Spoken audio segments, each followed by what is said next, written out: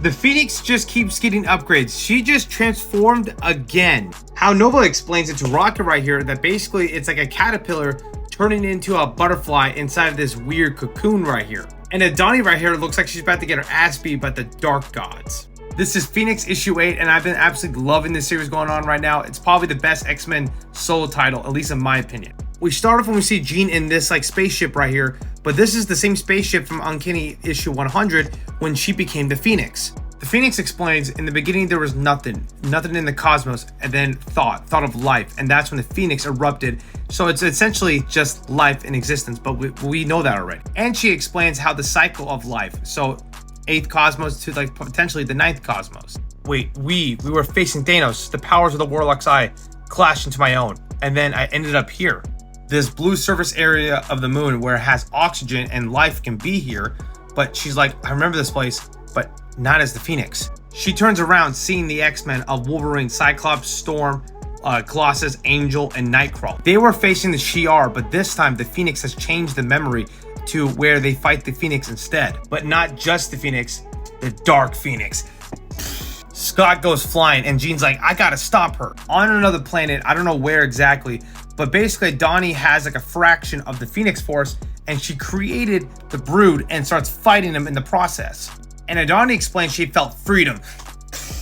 For the first time in her life, the power of the Phoenix has limitless power. Perkius explains right here to her that you need to control your emotions, because even a slight change of an emotion of anything can potentially destroy a lot of shit, even with the fraction of the Phoenix. I try to hold on. I try to keep these powers from...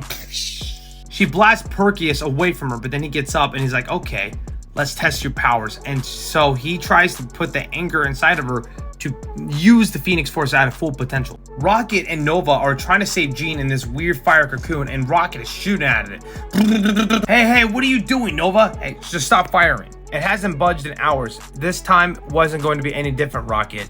Nova explains to Rocket that this potentially could be like a cocoon, and when it hatches, Jean's gonna be different, even more powerful than what we are before, and we gotta wait. So I believe she's transforming into something new. Inside that damn cocoon, we see the current Jean Phoenix, right, facing our old self of the Dark Phoenix. I opposed you. I opposed my own nature and allowed the worst parts of me to become consumed by fire. But then you learned the truth. We are one. We are everything.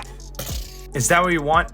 For me to do it again? And then we see the Dark Phoenix say, is that what you want? Jean explains right here, when she became the Dark Phoenix, she didn't understand the true nature of the Phoenix, and that's why she became evil. But now she has found balance within her own powers. Jean explains she doesn't want redemption to be a hero. She just wants redemption and deserves peace within the Phoenix. But then someone down here, which is Storm, saying that how can you be a hero then? You can't help others until you help yourself, Jean.